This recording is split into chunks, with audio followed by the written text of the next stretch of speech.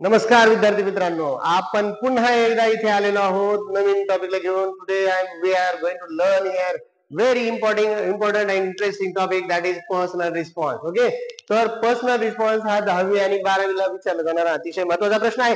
तर सुरुवात करूया. पर्सनल रिस्पॉन्स कसा लिहिला जातो? सगळ्यांचा प्रॉब्लेम असतो की कसा लिहायचा. एकदम सोप्या स्टेप्स मध्ये तुम्हाला या व्हिडिओमध्ये सगळं काही पाहायला मिळणार आहे. पहा, steps to write the personal response. पहिली स्टेप आहे, तुम्हाला अंडरस्टँड करायचं आहे क्वेश्चनला चांगल्या प्रकारे अंडरस्टँड करून तुम्हाला हा क्वेश्चन लिहायचा आहे. फर्स्ट ऑफ ऑल ते वाचा आणि तुमच्या आयडियाज वापरायचे आहेत. ओके, यूज करा तुमच्या आयडिया, तुमच्याजवळ काय आहे त्याच्याबद्दलची इन्फॉर्मेशन ते. आता लिहित असताना पहिली स्टेप ही झाली. दुसरी स्टेप आहे इंट्रोडक्शन. क्लिअरली इंट्रोड्यूस करा टॉपिक तुमच्या 1 किंवा 2 ओळीमध्ये. जे लिहायचे तुम्हाला ते इंट्रोड्यूस करा. म्हणजे आपण इंट्रोडक्शन करतो ना एखाद्या, त्या गोष्टीबद्दल लिहा थोडक्यात 1 किंवा 2 ओळीमध्ये. मी तुम्हाला क्वेश्चन घेऊन ते व्यवस्थित एक्सप्लेन करणार आहे. Express your opinion. त्याच्यानंतर क्लिअरली 1 किंवा 2 ओळीमध्ये तुमचे जे विचार आहेत, तुमच्या फिलिंग, तुमच्या भावना ज्या आहेत त्याबद्दलच्या एक्सप्रेस करायच्या आहेत. त्यानंतर बघा, प्रोव्हाइड रिझन्स. तुम्हाला त्यावर एक्सप्रेस केलेल्या ओपिनियनला तुम्हाला काय करायचंय, रिझन प्रोव्हाइड करायचे. Support, answers, examples etcetera. Okay, after that stay relevant. Relevant म्हणजे काय की थोडस त्याच्याबद्दलची माहिती असेल तर तुम्ही इथे लिहू शकता. स्टे रिलेव्हंट म्हणजे रिलेटेड इन्फॉर्मेशन. म्हणजे हे का लिहिलंय, ह्याच्यासाठी हे माझं बरोबर आहे सगळं म्हणून मी हे रिस्पॉन्स देतो, हे लिहा. आणि त्याच्यानंतर आहे बघा कन्क्लुजन. कन्क्लुजन म्हणजे काय, तर तुम्हाला वर जे लिहिलंय तुम्ही 1 ते 2 ओळीमध्ये त्याचा सारांश लिहायचा आहे, कन्क्लूड करायचं आहे. Okay, so guys, next one, that is we are going to take here question. The question is, what is your opinion on the importance of reading books. Reading book बद्दल तुम्हाला काय वाटतं? तर पहा, रीडिंग बुक बद्दल तुम्हाला काय वाटतं अगोदर विचार करायचा आहे तुम्हाला. Okay, first of all you have to think. पहिल्यांदा विचार करा. अंडरस्टँड द क्वेश्चन, समजून घ्या. आणि ते का, the question ask why reading books important and requires my personal opinion. हे कळलं पाहिजे तुम्हाला की हा मला रीडिंग बुक बद्दल विचारलंय, त्याचं महत्व विचारलंय आणि ते महत्व विचारून मला काय केलंय की माझं ओपिनियन मागितलंय.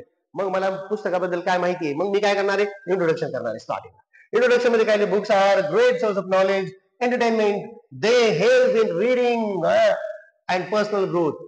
मी काय केलं बरं इथे, मला जेवढं माहिती आहे की पुस्तकामुळे काय होतंय ती मी एका ओळीमध्ये देण्याचा प्रयत्न केलाय पुस्तकाबद्दल. Okay, after that express your opinion. आता तुम्ही तुमचं मत लिहायचंय. मत लिहिणं काही फार अवघड नाहीये. कसं लिहायचं बघा, I believe in reading books. माझा फार विश्वास आहे रीडिंग बुक्सवर, पुस्तक वाचनावर. का ते महत्वाचं आहे? Because it improve knowledge, vocabulary and thinking skill. म्हणजे विचार करण्याचे स्किल्स, कौशल्य वाढवतं. त्यानंतर व्होकॅब्युलरी, शब्दसाठा वाढवतं, नॉलेज वाढवतं. आता ह्याच्यासाठी रिझन बघा, books introduce new ideas. Okay, का वाचायचंय?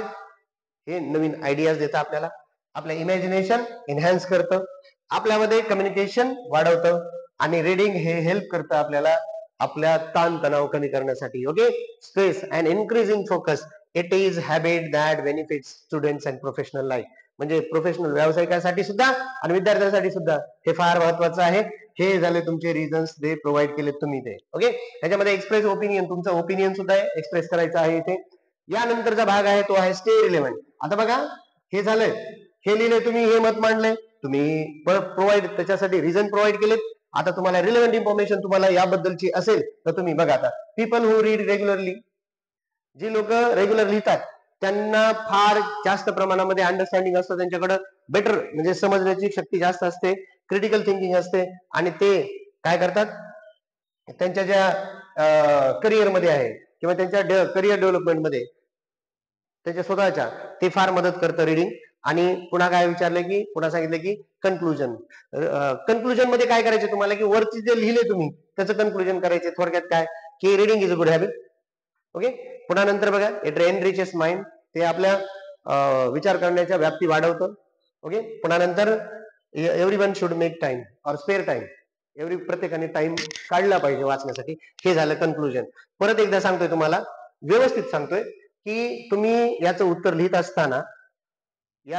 लिहित असताना तुम्हाला हे पॉइंट्स लिहायचे नाहीयेत, पॅरेग्राफच्या स्वरूपात तुम्हाला हे लिहायचंय. ओके, हे लिहू नका. मी तुम्हाला काय केलं, हे तर लिहायचंच नाहीये, हे पूर्ण लिहायचं नाहीये. हे फक्त विचार करण्यासाठी आहे, तुम्हाला सुरुवात करण्यासाठीचे विचार कसे आहेत ते तुम्हाला करायचे. इंट्रोडक्शन तुम्हाला लिहायचंय, हे लिहायचं नाहीये, हे लिहायचंय. हे नाही लिहायचंय.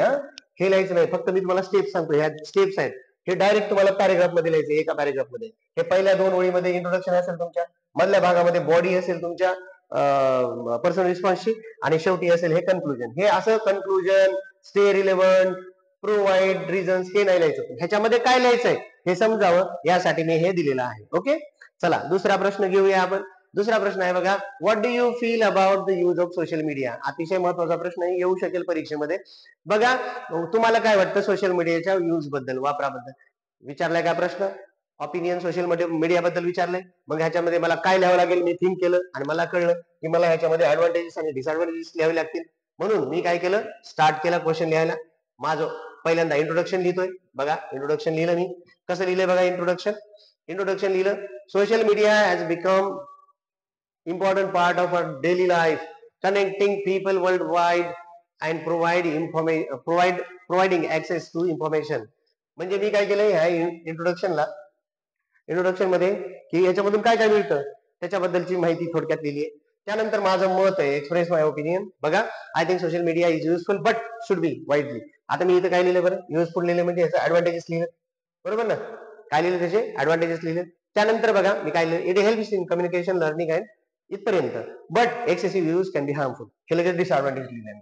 आता ह्या पहिल्या ऍडव्हान्टेजला मी माझं मत इथं मांडलंय बघा, ह्या प्रोव्हाइड रिझन्स मध्ये. बघा, social media allows people to stay connected, learn new things and express themselves. हे इथपर्यंत लिहिलंय मी.